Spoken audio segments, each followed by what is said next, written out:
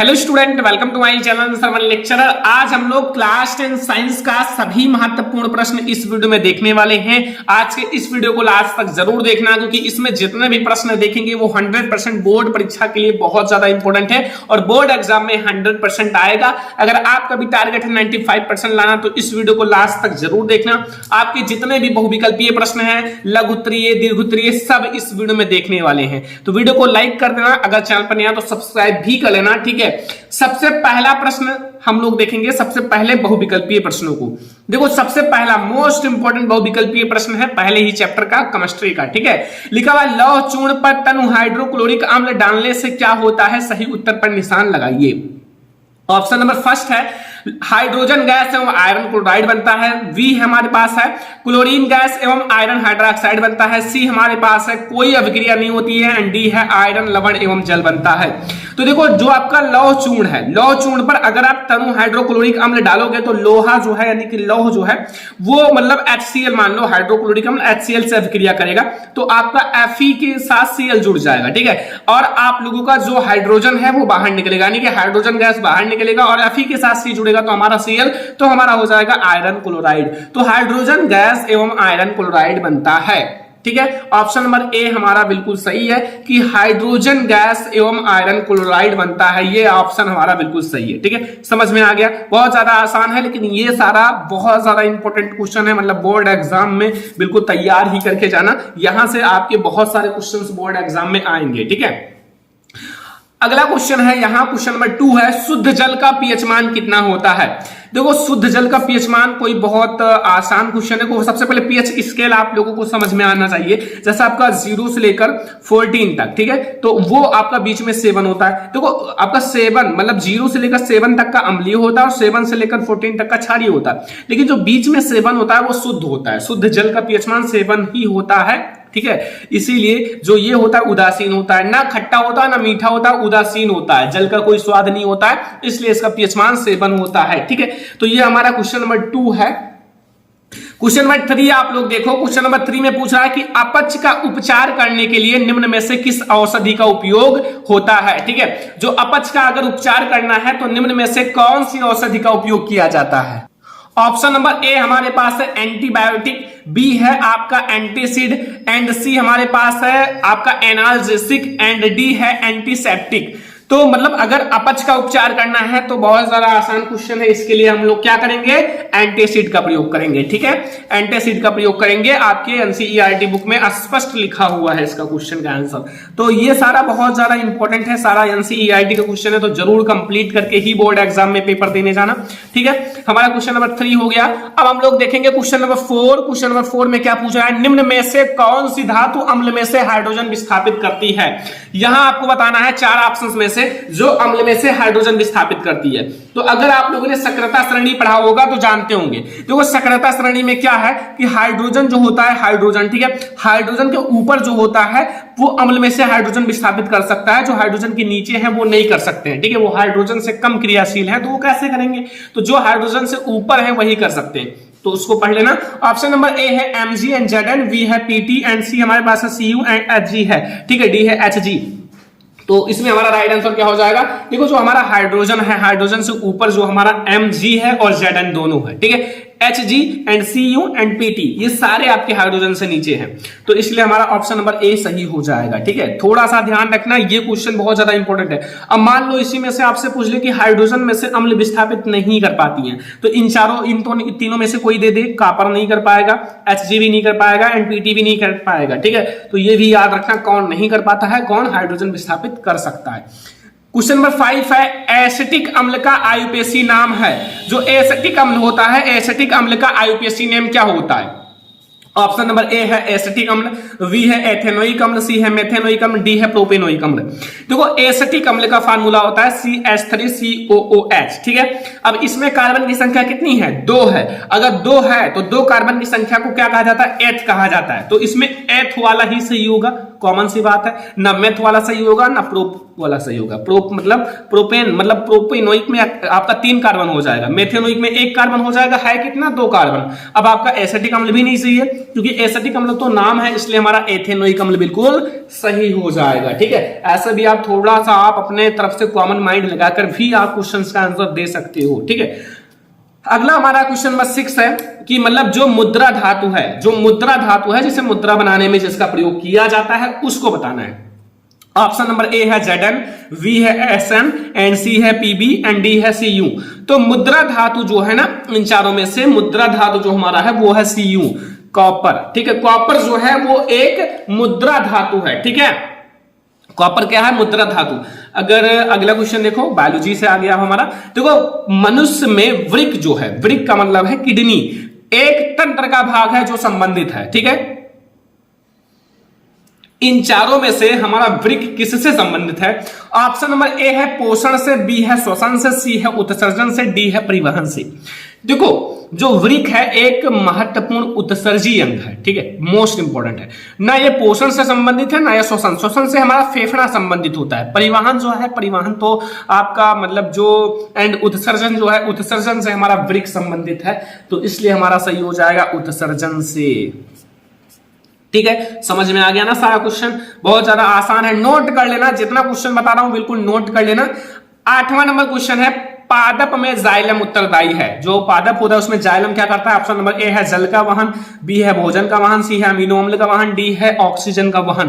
तो पादप में जो जाइलम होता है, जाइलम देखो जा से जाइलम होता है और जा से जल भी होता है। ठीक है, मैं आपको थोड़ा सा बता देता हूं कि जाइलम जो होता है वो जल का वहन करता है। फ्लोएम, फ्लोएम में आपका एफ होता है ना, फ्लोएम में एफ, तो एफ से फूड होता है, तो जो फूड का वहन करता है वो फ्लोएम करता है, जल जो है जल का वहन जाइलम करता है। ठीक है, ये दोनों ऊतक हैं, पादप ऊतक हैं। तो ये हमारा हो गया बच्चों कि हमारा जल का वहन जो करता है वो जाइलम करता है। ठीक है, जाइलम। ठीक है, तो जाइलम जो है जल का वहन करता है। ये क्वेश्चन नंबर 8 है। जितने भी क्वेश्चन है बोर्ड एग्जाम के लिए बहुत ज्यादा इंपॉर्टेंट है, याद कर लेना। ठीक है, हमारा क्वेश्चन नंबर 9 है कि निम्न में से कौन मानव में मादा जनन तंत्र का भाग नहीं है? देखो जो आपके मादा जनन तंत्र, एक है नर जनन तंत्र। अगर दोनों के बारे में आपको जानकारी है तो आपको दोनों का भाग पता होगा और आपको पता चल जाएगा कि ये नर जनन तंत्र का है या मादा जनन तंत्र का है। अब इसमें से एक भाग जो है वो नर जनन तंत्र का है, वो मादा जनन तंत्र का नहीं है। तो वो कौन सा है? ऑप्शन नंबर ए है अंडाशय, वी हमारे पास है गर्भाशय, एंड सी है शुक्रवाहिका, डी है डिंबवाहिनी। डिंबवाहिनी को अंडवाहिनी भी कहा जाता है। ठीक है, जो अंड मतलब आप लोगों को इसमें पढ़ाया था, जो आप लोगों को मादा जनन तंत्र है उसमें। ठीक है, अब आप लोगों को यहां जो हमारा शुक्रवाहिका है वो एक नर जनन तंत्र का भाग है। किसका है? नर जनन तंत्र का। तो ये हमारा शुक्रवाहिका बिल्कुल सही हो जाएगा। ये मादा जनन तंत्र का भाग नहीं है और हमें यही बताना था इस क्वेश्चन में कि निम्न में से कौन सा जो मादा जनन तंत्र का भाग नहीं है, तो वो हमारा यही है। ठीक है, क्वेश्चन नंबर 10 है कि द्विव निषेचन पाया जाता है। इन चारों में से द्विव निषेचन किसमें होता है? द्विव निषेचन। ठीक है, यहां देखो द्विव निषेचन जो है, ऑप्शन नंबर ए है जंतुओं में, वी है आवृत बीजी पादप में, सी है अनावृत बीजी पादप में, डी है शैवाल में। तो आपका कौन सा आंसर सही होगा? द्विव निषेचन की बात की जा रही है। ठीक है, जो आपका डबल फर्टिलाइजेशन है, सिंगल नहीं। तो यहां आपका जो है आवृत बीजी पौधे जो होते हैं, आवृत बीजी पादप जो होते हैं, उसमें होता है डबल फर्टिलाइजेशन, द्विव निषेचन। ठीक है, ये हमारा है क्वेश्चन नंबर 10। और आप लोग सारा क्वेश्चंस बिल्कुल याद कर लो, आपके बोर्ड एग्जाम के लिए बहुत ज्यादा इंपॉर्टेंट है। अगर आप अभी नहीं याद करोगे तो बोर्ड एग्जाम में जब आएगा तो कहोगे सर सही बता रहे थे कि ये सारे क्वेश्चन बहुत ज्यादा इंपॉर्टेंट है। देखो अगले साल बहुत सारे बच्चों ने जो क्वेश्चन बताया था पढ़कर 95%, 90% हर एक सब्जेक्ट में 99 तक मार्क्स आए हैं। ठीक है, तो आप लोग अच्छे से तैयार कर लो, जितना क्वेश्चन बता रहा हूं अभी आपके पास समय है। देखो पृथक्करण, जो पृथक्करण का नियम है वो प्रस्तुत किया था, जो पृथक्करण का नियम है वो किसने प्रस्तुत किया था? ऑप्शन नंबर ए है चार्ल्स डार्विन ने, बी है ह्यूगो डी ब्रिज ने, सी है जॉन ग्रेगर मेंडल ने, डी है रॉबर्ट हुक ने। तो बहुत ज्यादा आसान है। देखो चाहे पृथक्करण का नियम पूछे, चाहे प्रभाविता का नियम पूछे और चाहे स्वतंत्र अभिमन का नियम पूछे, इन सब के जो मतलब प्रस्तुत करने वाले हैं, जो फादर हैं वो है ग्रेगर जॉन मेंडल। ठीक है, या जॉन ग्रेगर मेंडल जी हैं। ठीक है, ये हमारा क्वेश्चन नंबर 11। अब हम लोग देखेंगे क्वेश्चन नंबर 12। क्वेश्चन नंबर 12 में पूछा जा रहा है कि विकासीय दृष्टिकोण से हमारी किससे अधिक समानता है। विकासीय दृष्टिकोण से हमारी किससे ज्यादा समानता की गई है। ठीक है, ऑप्शन नंबर ए है चीन के विद्यार्थी, बी है मकड़ी, सी है चिंपैंजी एंड डी है जीवाणु। तो अगर विकासीय की दृष्टि से देखा जाए तो हमारी जो है ना तुलना किया गया है चिंपैंजी से। ठीक है, चिंपैंजी से तुलना किया गया है। तो ये हमारा है क्वेश्चन नंबर 12 जो कि बहुत ज्यादा इंटरेस्टेड है। अगला क्वेश्चन देखेंगे यहाँ क्वेश्चन नंबर 13 कि एक उत्तल दर्पण की बात की जा रही है।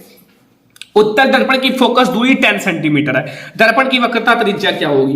देखो, अगर आप लोगों को एक फार्मूला पता है, फार्मूला इंपॉर्टेंट है, F बराबर R/2, तो इस टाइप के आप हजारों क्वेश्चन वो लगा सकते हो, कोई दिक्कत नहीं है। देखो, F बराबर R/2 का मतलब है अगर वक्रता त्रिज्या ज्ञात करनी है, अगर मान लो आपको वक्रता त्रिज्या ज्ञात करनी है तो फोकस दूरी दोगुनी हो जाएगी। ठीक है, मतलब यहां से आप R बराबर 2F कर देना। अब देखो यहां आपको क्या दिया हुआ है, फोकस दूरी दी हुई है, हमें वक्रता त्रिज्या ज्ञात करना है। तो F बराबर R/2 है, तो यहाँ F बराबर आपका R बराबर 2F हो जाएगा, 2 गुना। तो हमारे पास ऑप्शन ए है 10 सेंटीमीटर, 20 सेंटीमीटर, 30 सेंटीमीटर, 40 सेंटीमीटर। तो हमारा सही हो जाएगा 20 सेंटीमीटर।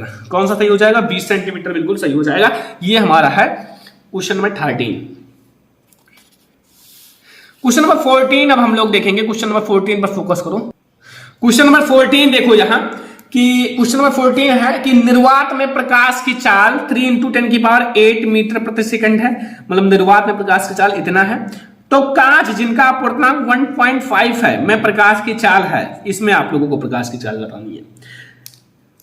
तो ऑप्शन नंबर ए है 4.5 × 10⁸ मीटर प्रति सेकंड, बी है 2.0 × 10⁶ मीटर प्रति सेकंड, सी है 3 × 10⁶ मीटर प्रति सेकंड एंड डी है 2.0 × 10⁸ मीटर प्रति सेकंड।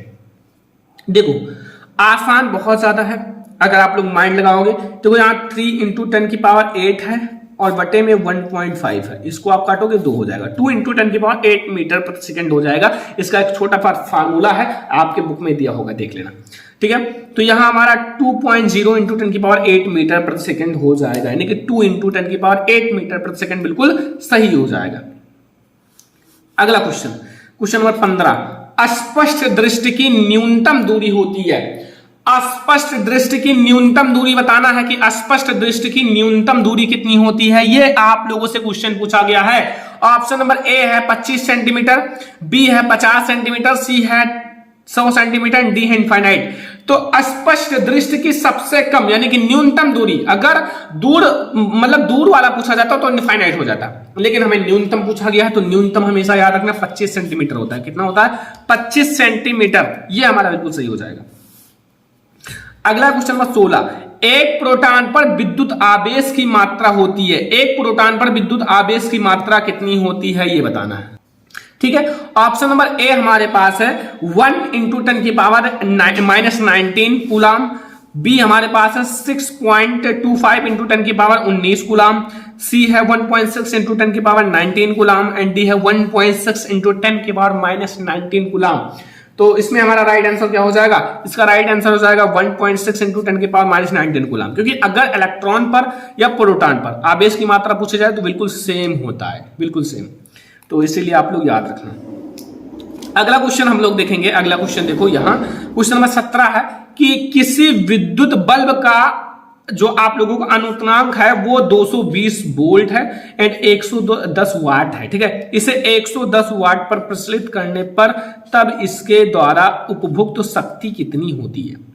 ऑप्शन नंबर ए है 100, बी है आपका 75 वाट, सी है आपका 50 एंड डी हमारे पास है 25 वाट।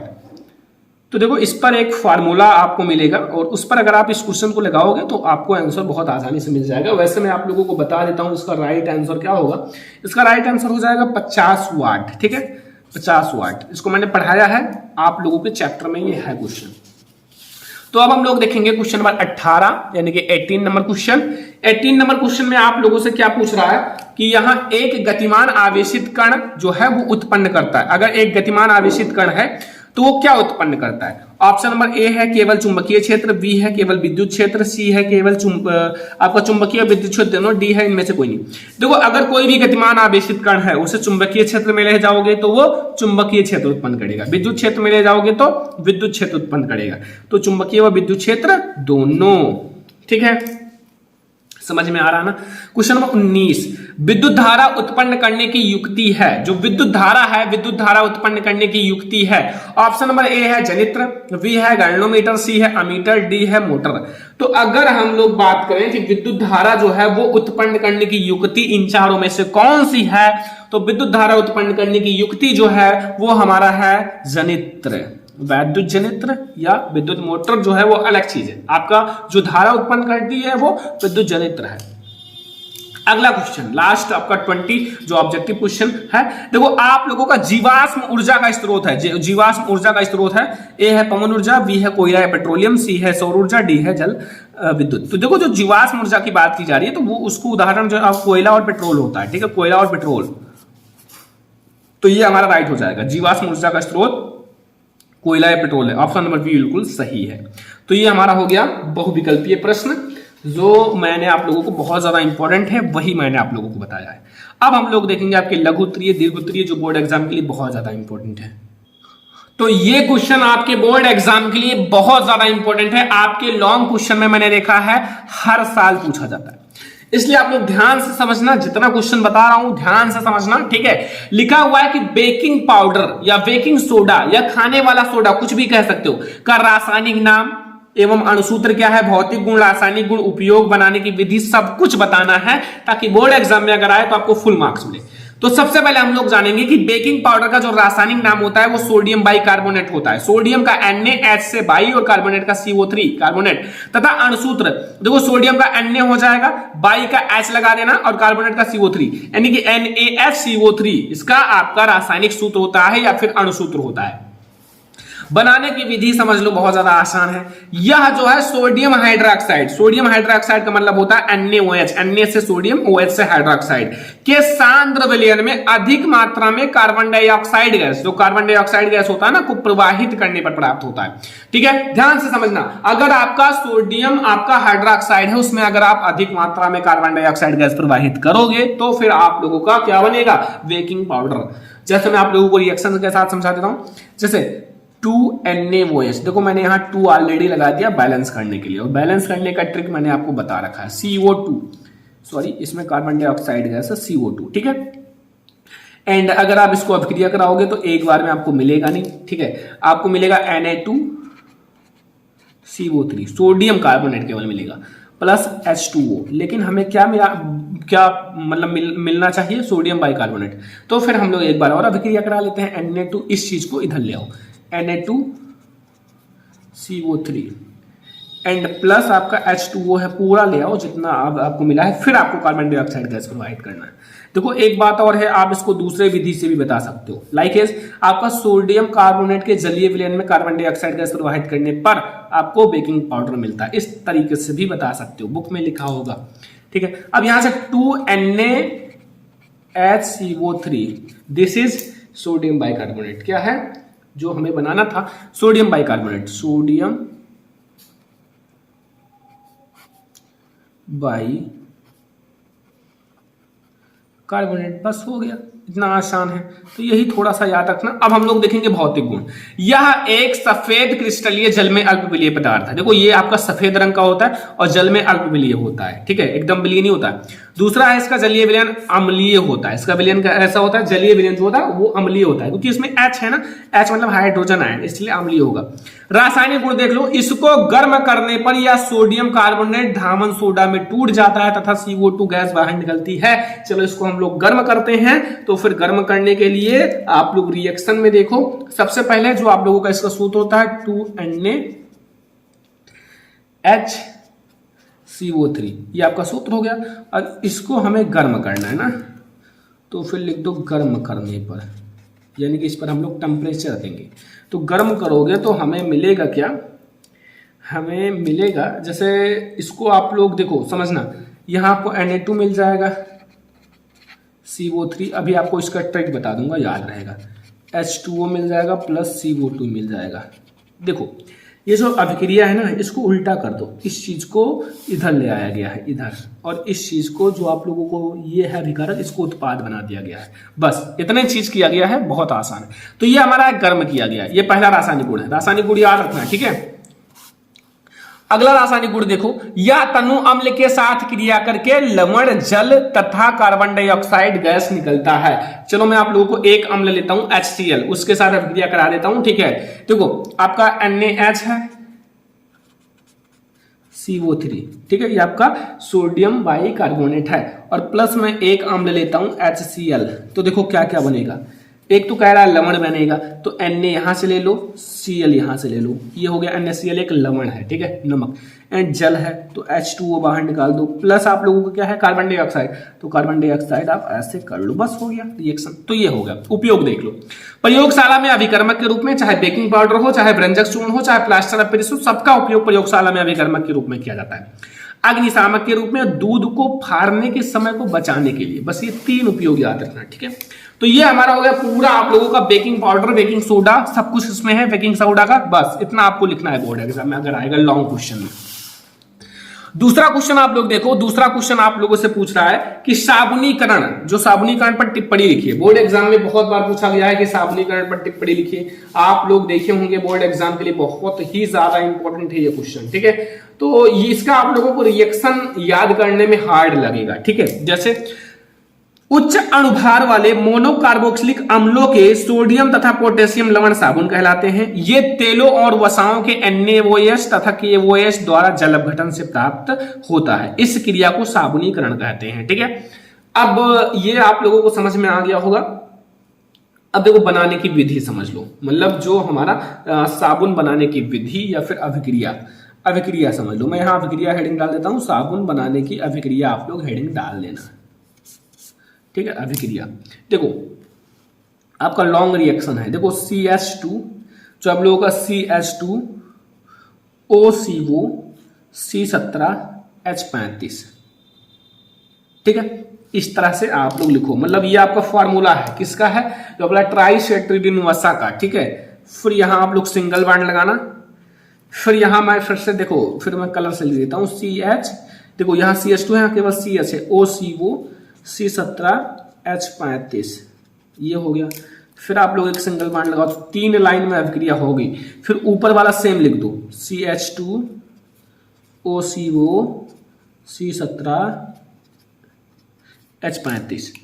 अब आप लोग प्लस लगाओ और NaOH से अभिक्रिया करा दो, NaOH, लेकिन यहाँ 3 NaOH कर देना, 3 NaOH, ठीक है। तो फिर आप लोगों को क्या मिलेगा, यहाँ आप लोगों को मिलेगा, यहाँ आप लोग गिव्स आउट कर देना, देखो CH2OH, यहां से CH2 ले लेना, यहां से एक OH ले लेना, फिर सिंगल बॉन्ड लगाना, CHOH, यहां से CH ले लेना, यहां से एक OH ले लेना, फिर यहां से CH2OH। ये किसका फार्मूला है, ये है ग्लिसरॉल का, किसका है, ग्लिसरॉल का। अब आप लोगों को साबुन मिलेगा 3C17H35 COONA, ये हमारा साबुन हो गया, Na है, ठीक है।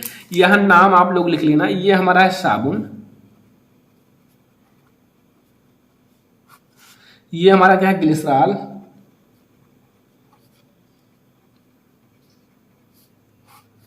ठीक है। ये हमारा NaOH है, सोडियम हाइड्रोक्साइड, और ये हमारा है ट्राइस्टरीन, मैं नाम लिख देता हूं,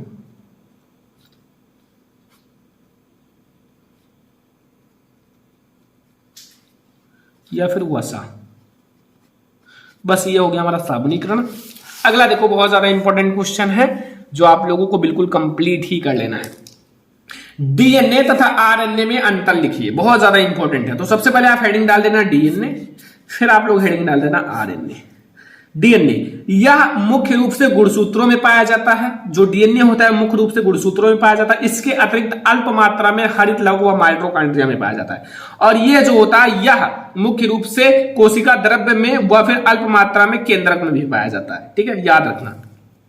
दूसरा, इसका एक अणु जो होता है ना, द्विश्रृंखला युक्त होता है, जो मतलब DNA होता है वो इस तरह से द्विश्रृंखला युक्त होता है, जिसमें अनेक न्यूक्लियोटाइड्स अणु लगे होते हैं। और इसका एक अणु मतलब एक श्रृंखला, मतलब श्रृंखला युक्त होता है, मतलब सिंगल होता है, पर इसमें भी अनेक न्यूक्लियोटाइड्स लगे होते हैं।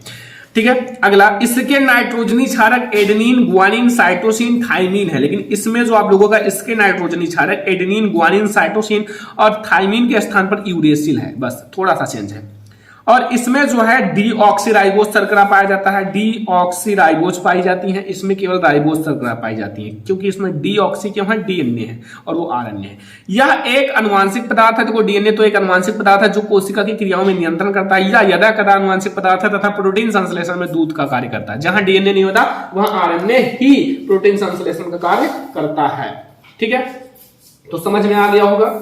तो ये हमारे हैं क्लास 10 आप लोगों का साइंस के जितने भी आपके महत्वपूर्ण प्रश्न है। ठीक है, और जितने भी आपके लॉन्ग क्वेश्चन है उसका एक अलग से वीडियो बनाया जाएगा, और भी जितने आपके लॉन्ग क्वेश्चन बचे हैं उनका एक अलग से वीडियो बनाया जाएगा, ताकि आप लोगों का सारा क्वेश्चन कंप्लीट हो सके। ये है साइंस का बहुत ज्यादा इंपॉर्टेंट वीडियो। आई होप कि आपको बहुत ज्यादा पसंद आया होगा। पसंद आया हो लाइक कर दो, शेयर कर दो, किसी भी टॉपिक में दिक्कत है कमेंट कर देना, वीडियो जरूर बनेगा। चलो फिर मिलते हैं नेक्स्ट इंपॉर्टेंट वीडियो में, तब तक के लिए